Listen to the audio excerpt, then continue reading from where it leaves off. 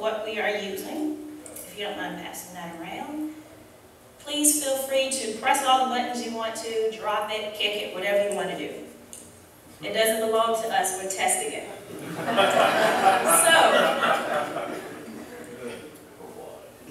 So, this basically is a blurry picture of the type of units that we're using, but you'll see that the buttons are the same.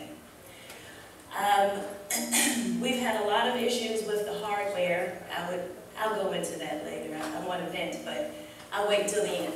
But basically, the driver, as they're driving down the street, they will mark locations according to the profile that's on their unit. And then we're able to take this information, it's downloaded at the end of the day, we're able to take this information and make good decisions with it. These are some examples of things that we find on our streets daily, and these are the things that our guys are marking. Brush set out, illegal set out. The drivers are able to take pictures. This is a picture of carts that are blocked by a car. Miss Jones will be calling, and she will be saying, "You guys didn't come pick me up." Mr. Jones will be calling saying, "You guys did not come pick me up." So these are the buttons, very simple, easy to use. That was the main requirement in using and deciding upon this particular vendor. You have one thing to know about the industry. A lot of the employees have very varied educational backgrounds. You may have some drivers and some collectors who may have attended college. You may have some that have difficulties with reading. You may have some with disabilities in writing. You may have some folks that are colorblind. So in designing your user interface, you have to really take into consideration who you're designing it for. So, dinging, that's a term that my drivers have used when they press the button. They call it dinging. So just to give you an example of what we are dinging in the city of Durham. So I'm able to go back and run a report for an annual report to say, okay, how many brush piles did we collect for the year? How many carts that were not set out? How many carts fell into the hopper?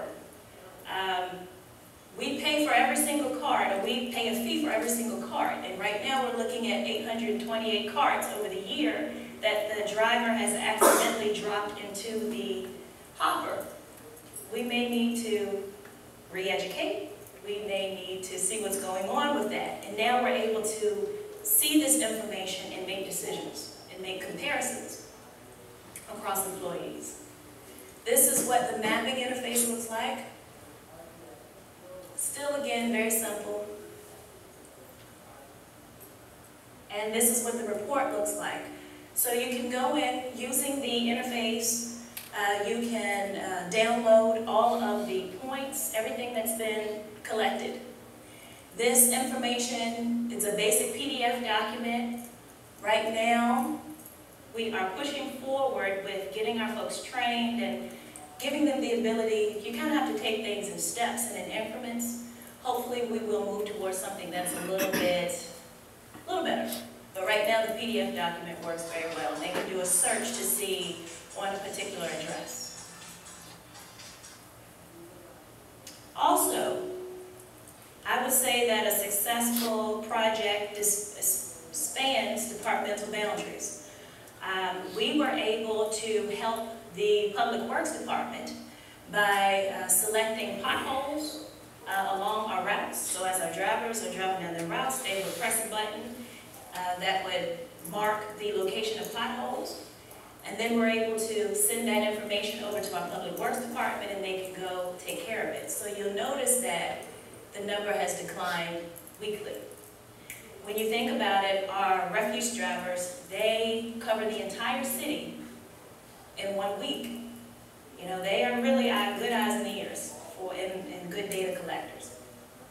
But then you run into the issue of how much of that is their job.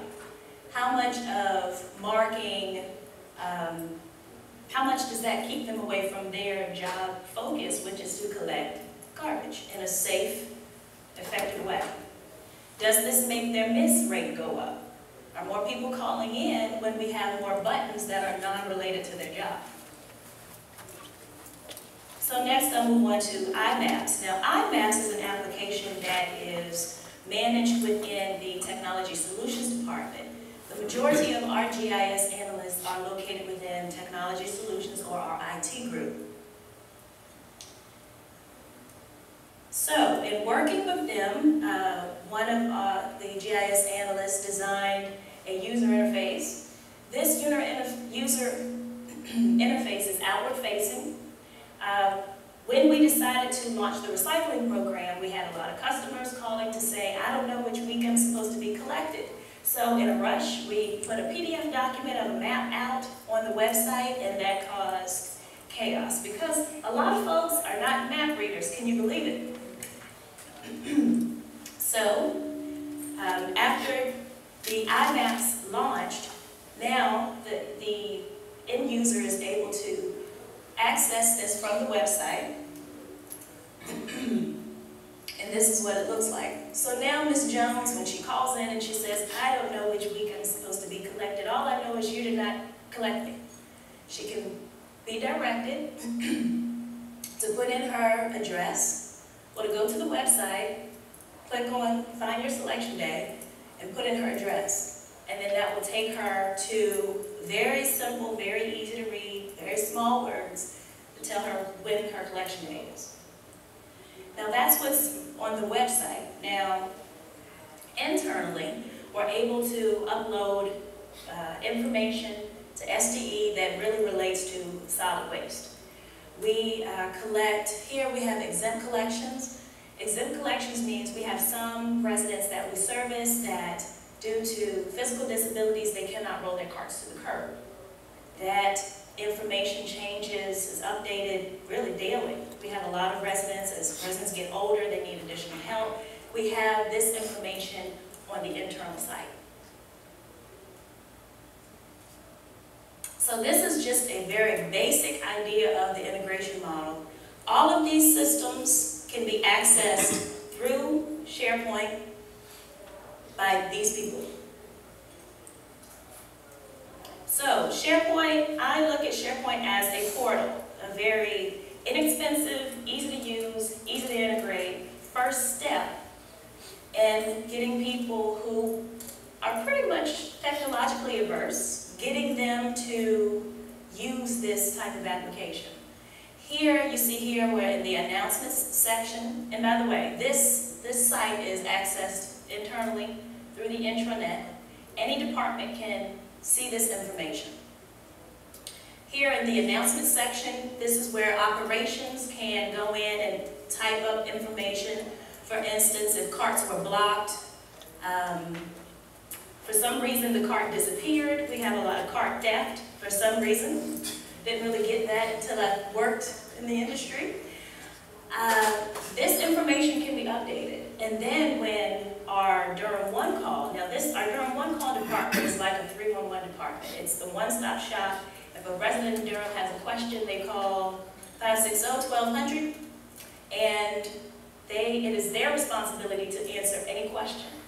The majority of their calls come from solid waste. People are very serious about their garbage. So serious to the fact that we need to provide them with updates as soon as we know them. So anything going on out in the field, we need to let them know because that resident will call. And we appreciate them calling.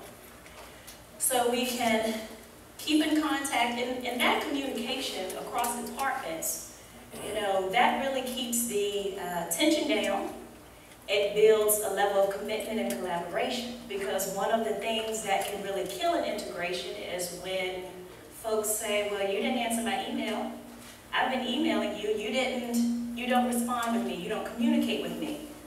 So one of the best things that you can do to ease tension is to just communicate everything, even if it's too much maybe.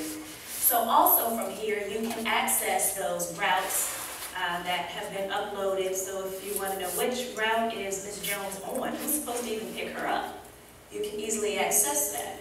And this has worked so well, I think it's worked too well, because I got a call 6 o'clock in the morning from a supervisor saying, I'm in Pinpoint and I don't know how to pull up an address. And I'm thinking, Pinpoint? How you can't even pull up an address in Pinpoint? I'm like, okay, well take me through the steps of what you did. Well, I went in, I put in the address, and it's not coming up.